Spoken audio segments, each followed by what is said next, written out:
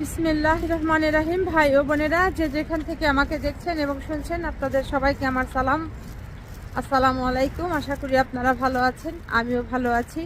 UK property gossip by Tasmina YouTube চ্যানেলের পক্ষ থেকে জানাই শুভেচ্ছা।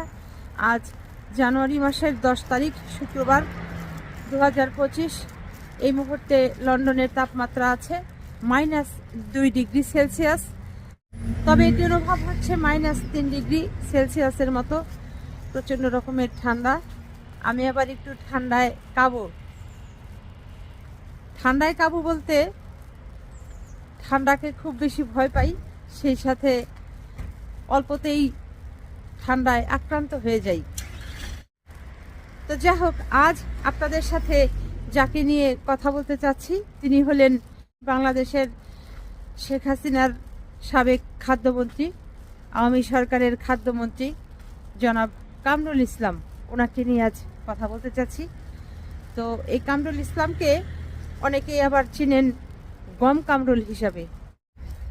বাংলাদেশের জনগণ এই কামরুল ইসলামকে গম কামরুল নামে অভিহিত করার কারণ হচ্ছে, তিনি যখন মন্ত্রী ছিলেন, খাদ্যমন্ত্রী ছিলেন, তিনি বাংলাদেশের জন্য তিনি গম আমদানি করতেন।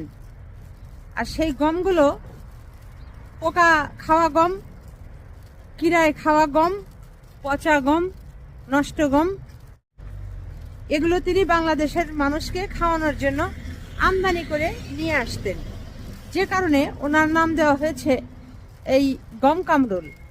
এই গম কামরুলকে নিয়েই আজ আমার কথা। সম্প্রতি আপনারা দেখেছেন এই গম কামরুল আদালতে গিয়ে কিভাবে চিৎকার চেঁচামেচি করছে।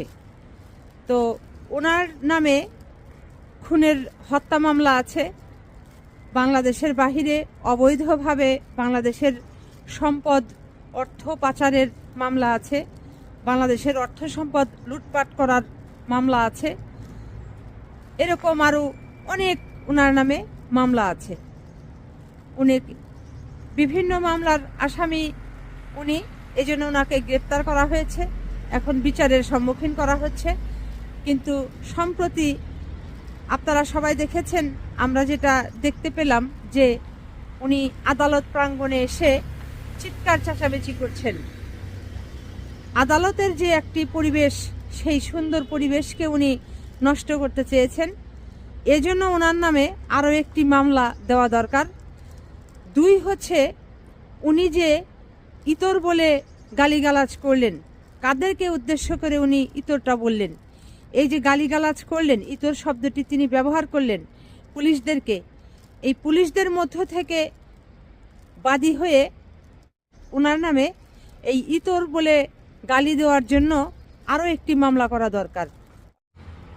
অর্থাৎ আওয়ামী সরকারের সাবেক এই খাদ্যমন্ত্রী কামরুল ইসলামের যে কয়টি মামলা আছে, তার সাথে আরও অ্যাটলিস্ট 2টা মামলা যোগ হওয়া দরকার।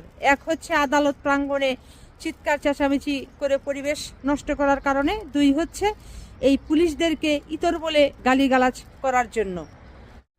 আওয়ামী সরকারের সাবেক এই খাদ্যমন্ত্রীর আচার আচরণ ব্যবহার এটিও কিন্তু ভালো নয়। আপনারা যদি খেয়াল করে থাকেন, দেখবেন তিনি যখন খাদ্যমন্ত্রীর দায়িত্ব পালন করছিলেন, ওই সময়ে বেশ কিছু সাহসী সাংবাদিক ওনার সম্পর্কে কিছু লেখালেখিও করেছিল। যেমন ধরেন, উনি ঢাকা 2 আসনের সংসদ সদস্য ছিলেন, মন্ত্রী ছিলেন। তো আমাদের দেশের কালচারে যেটা হয় যে, উনি যেহেতু আওয়ামী লীগের মন্ত্রী, আওয়ামী লীগের ভেতরে যারা সমস্যাগ্রস্ত ছিল অনেকেই ওনার কাছে যেতেন পরামর্শের জন্য কিংবা বুদ্ধি নেওয়ার জন্য। উনি তাদের সাথে দেখা সাক্ষাৎ করতেন ঠিকই, কিন্তু তাদের সাথে এমন দুর্ব্যবহার করতেন, বদমেজাজ দেখাতেন, গালিগালাজ করতেন, চিৎকার চেঁচামেচি করতেন। তখন ওই তার দলের লোকেরা খুব তার প্রতি বিরক্ত ছিল, অসন্তোষ প্রকাশ করত, তাদের মনে কষ্ট নিয়ে তার বাসা থেকে দেখা সাক্ষাতের পর তারা বের হয়ে চলে আসতো।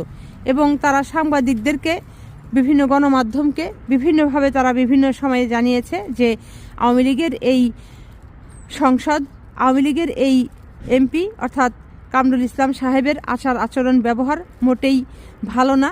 এই কামরুল ইসলাম তিনি যে একজন জনপ্রতিনিধির যে ব্যবহার হওয়া উচিত সেটির গুণাবলী ওনার ভেতরে মোটেই নেই। এই হচ্ছে গম কামরুল ইসলামের খাসিলত চরিত্র। আজ আমি আরও একটি বিষয় এখানে যোগ করতে চাচ্ছি, সেটা হলো যে আপনারা দেখতে পাচ্ছেন সম্প্রতি বাংলাদেশের যে আন্তর্জাতিক অপরাধ ট্রাইব্যুনাল আছে, আন্তর্জাতিক অপরাধ যে আদালত তৈরি করা হয়েছে এই ক্রিমিনালদের বিচারের জন্য, এদেরকে যখন আনা হচ্ছে একটু খেয়াল করে দেখেন এ সকল ক্রিমিনালদের অধিকাংশের বয়স কিন্তু 80-র উপরে, কারো 80 প্রায় ধরা। যেমন ধরেন এই যে আমির হোসেন আমো, তার বয়স কিন্তু 80-র উপরে। তারপর হচ্ছে রাশেদ খান মেনন, এ লোকের বয়সও কিন্তু 80-র উপরে। আর কে আছে যার কথা বলছি, কামরুল ইসলাম ওরফে গম কামরুল, এর বয়সও কিন্তু প্রায় 75। এরপর আওয়ামী লীগের সাবেক নৌপরিবহন মন্ত্রী শাহজাহান, ওনার বয়সও কিন্তু প্রায় 75। আর কে আছে হাসানুল হক ইনু, এরও বয়স কিন্তু এই বছর 80-তে পরিণত হবে। এই লোকগুলো আজ কিসের দায়ে, কোন অপরাধের দায়ে জেলে আছে, বন্দী আছে? তাদের আন্তর্জাতিক আদালতে বিচার হচ্ছে যে এরা কেউ খুনি, কেউ রাষ্ট্রের সম্পদ বিদেশে অবৈধভাবে পাচার করেছে, তারপর হচ্ছে দেশের সম্পদ তারা আত্মসাৎ করেছে, এজন্যই তো তারা অপরাধী। তো এখন কথা হলো এই লোকগুলো যে এই যে চুরি চামারি লুটপাট এগুলো করলো, মানুষকে হত্যা খুন এগুলো করলো, নির্দেশ প্রদান করলো, চাঁদাবাজি এসব করলো, লাভটা হলো কি শেষে? আমার তো সত্যি কথা মানে বুঝেই আসে না যে একটা মানুষের জীবনে কত কিছু লাগে বলেন তো, কত সম্পদ লাগে, কত অর্থ লাগে মানুষকে সুন্দরভাবে চলার জন্য, এত তো কিছু দরকার নেই। তাহলে এই মন্ত্রী যাদের জন্য এরা করলো, এরা তো ঠিকই বাহির দিয়ে দিব্যি ঘুরে বেড়াচ্ছে, খাচ্ছে দাচ্ছে, কিন্তু যে লোকটা চুরি করলো সে কিন্তু আজ ঠিকই জেলে।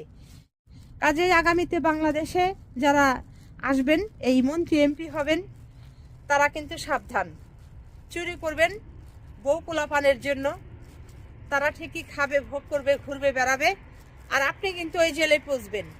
কাজেই এই চিত্রগুলো দেখে আপনারা শিক্ষা নেবেন।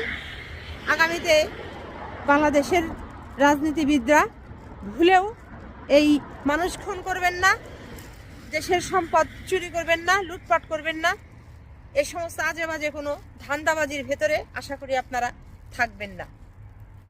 তো আজ এখানেই শেষ করব। সবাই ভালো থাকবেন, সুস্থ থাকবেন এবং আমার জন্য দোয়া করবেন। আমার এই চ্যানেলটিতে লাইক, কমেন্ট, শেয়ার এবং সাবস্ক্রাইব করবেন। আসসালামু আলাইকুম, আল্লাহ হাফেজ।